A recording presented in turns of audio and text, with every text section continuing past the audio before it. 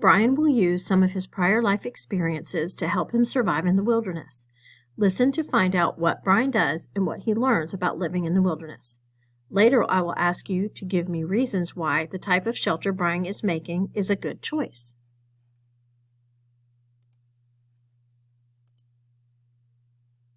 Chapter 6.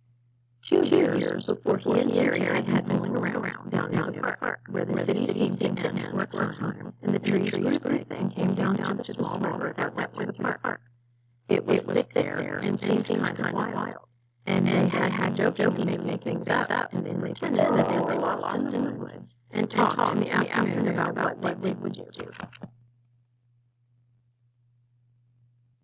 Of course, they figured they'd have all sorts of goodies like a gun and a knife and fishing gear and matches so they could hunt and have a fire.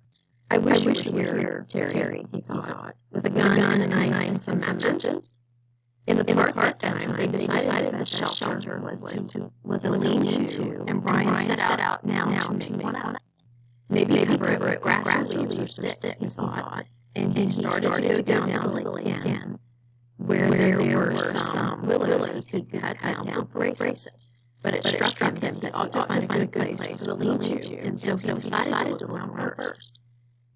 He wanted to stay near the lake because he thought the plane, even in the water, might show up to somebody flying over, and he didn't want to diminish any chance he might have being found. Why do you think Brian's idea to build his shelter near the water was a good idea?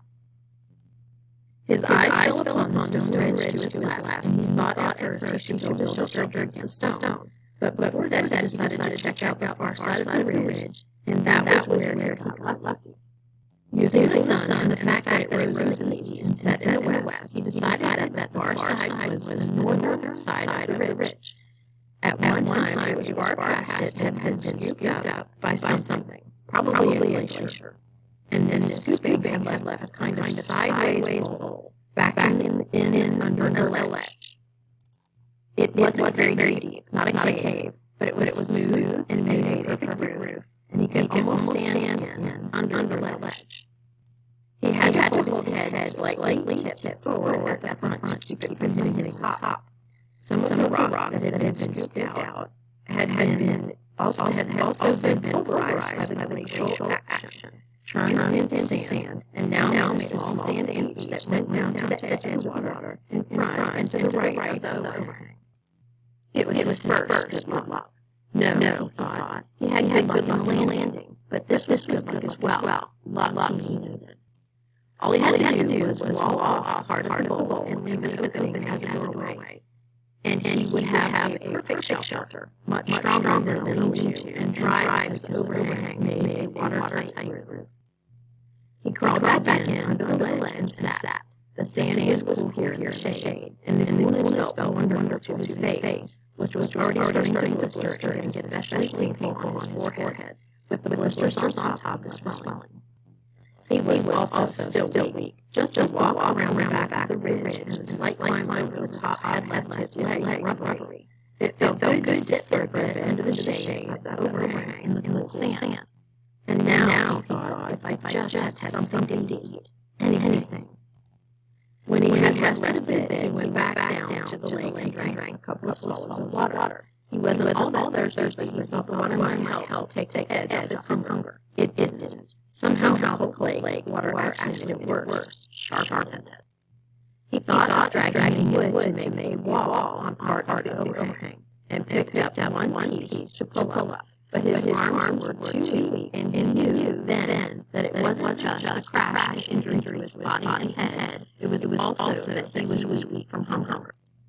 He would have to find something to eat. Before he did anything else, he would have to have something to eat. But what?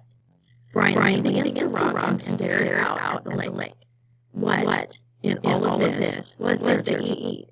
He was so used to having food just be there, just always being there. When he was hungry, he went to the icebox or to the store or sat down to a meal his mother cooked. Oh, he thought, remembering now. It was last Thanksgiving, last year, the last Thanksgiving they had as a family before his mother demanded a divorce, and his father moved out in the following January.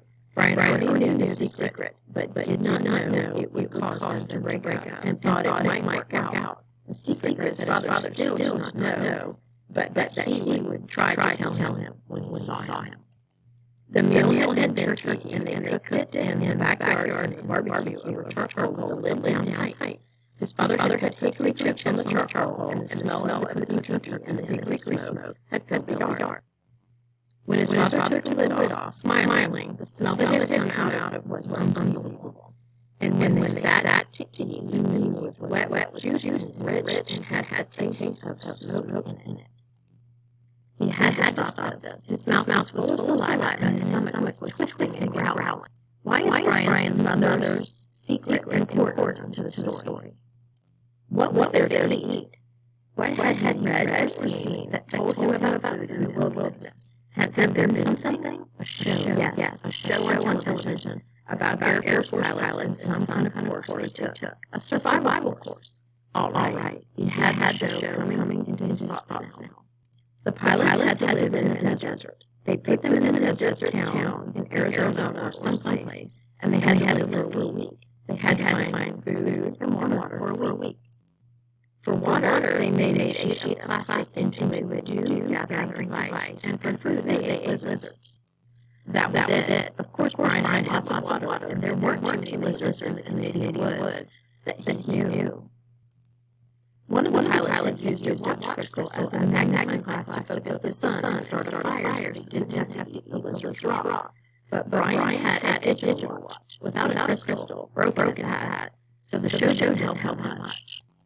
Wait, there was one thing. One of the pilots, a woman, had found some kind of beans on a bush, and she had used them with her lizard meat to make a little stew in a tin can she had found. Bean lizard stew.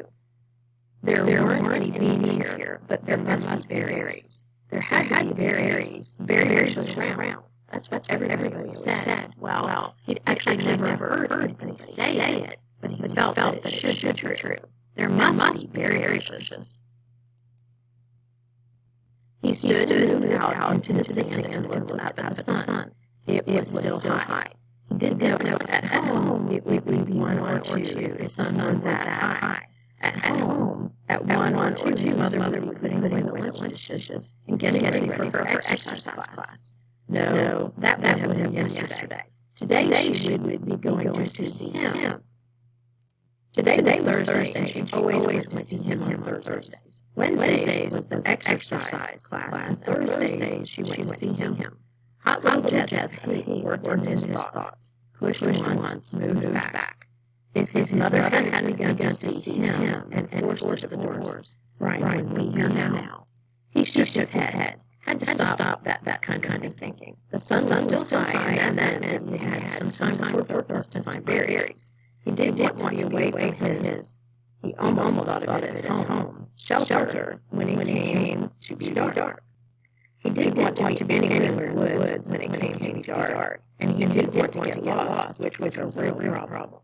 All he knew in the world was the lake in front of him, and the hill at the back, and the ridge. If he lost sight of them, there was a really good chance that he would get turned around and not find his way back.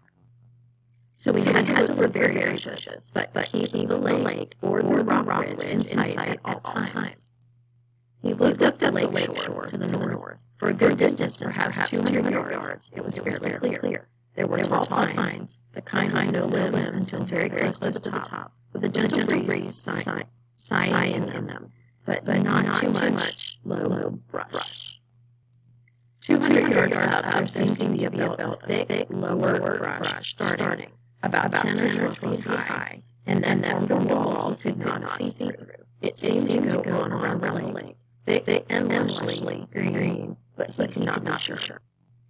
If there were berries, they would be in that brush, he felt, and as long as he stayed close to the lake, so he could keep the water on his right and know it was there, he wouldn't get lost. When he was done or found berries, he thought, he would just turn around so the water was on his left and walk back until he came to the ridge and his shelter. Simple. Keep it simple. I am Brian Robertson. I have had a plane crash. I'm going to find some food. I'm going to find some berries. He walked slowly, still a bit of pain in his joints, and weak from hunger, up alongside of the lake. The trees were full of birds singing ahead of him in the sun. Some he knew, some he didn't. He saw a robin and some kind of sparrows, and a flock of reddish-orange birds with thick beaks. 20 or 30 of them were sitting one of the pines. They made much noise and flew away ahead of him. When he walked under the tree, he watched them fly, their color a bright slash in solid green, and in this way he found the berries. The birds landed in some taller willow type of undergrowth with wide leaves and started jumping and making noise. At first he was too far away to see what they were doing, but their color drew him and he moved towards them, keeping the lake in sight on his right. And when he got closer, he saw they were eating the berries. He could not believe it was that easy. It was as if the birds had taken him right to the berries. The slender branches went out about 20 feet and were heavy, drooping with clusters of bright red berries. They were half as big as grapes, but hung in bunches like grapes. And when Ryan saw them glistening red in the sunlight, he almost yelled. His pace quickened, and he was in them, scattering birds, grabbing branches, stripping them to fill his mouth with berries. He almost spit them out. It wasn't that they were bitter so much as they lacked sweetness. Had a tart flavor that left his mouth feeling dry feeling. And they were like cherries, and they had large heads, which made them hard to chew. But there was such a hunger in him, such an emptiness, that he could not stop and kept stripping branches and eating berries by the handful, grabbing and jamming them into his mouth, swallowing them pit and all. He could not stop, and when at last his stomach was full, he was still hungry. 2 days without food must have shrunk his stomach, but the drive from hunger was still there. Thinking of the birds and how they would come back into the berries when he left, he made a carrying pouch of his torn record and kept picking. Finally, when judged he had close to 4 pounds in his jacket, he stopped and went back to the camp by the ridge. Now, he thought, now I have some food and I can do something about fixing this place up.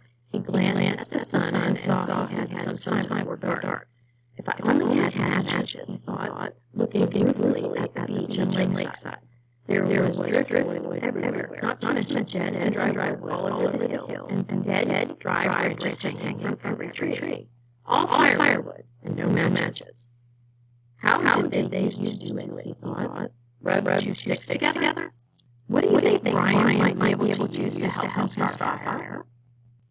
He tucked the berries in the pouch back in under the overhang. In the cool shade, he found a couple of sticks. After 10 minutes of rubbing, he felt the sticks, and they were almost cool to the touch. Not bad, he thought.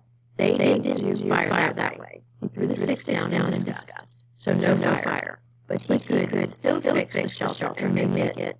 Here the word safer came into his mind, and he didn't know why. More livable. Kind of close it in, he thought. I'll close it in a bit. He started dragging sticks up from the lake and pulling long dead branches down the hill, never getting outside the water or the ridge. With these, he interlaced and wove a wall across the opening of the front of the rock. It took over 2 hours, and he had stopped several times because he still felt a bit weak, and once because he felt a strange twinge in his stomach. A tightening, rolling. Too many berries, he thought. I ate too many of them.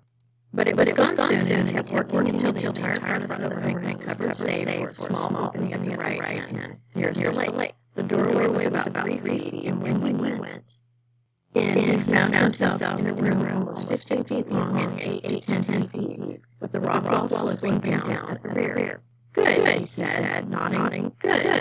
Outside, the sun was going down, finally, and in the initial moments, the mosquitoes came out again and clouded in on him. They were thick, terrible, and if not quite as bad as in the morning, and he kept brushing them off his arms until he couldn't stand it, and he dumped the berries and put the torn windbreaker on. At least sleeves covered his arm.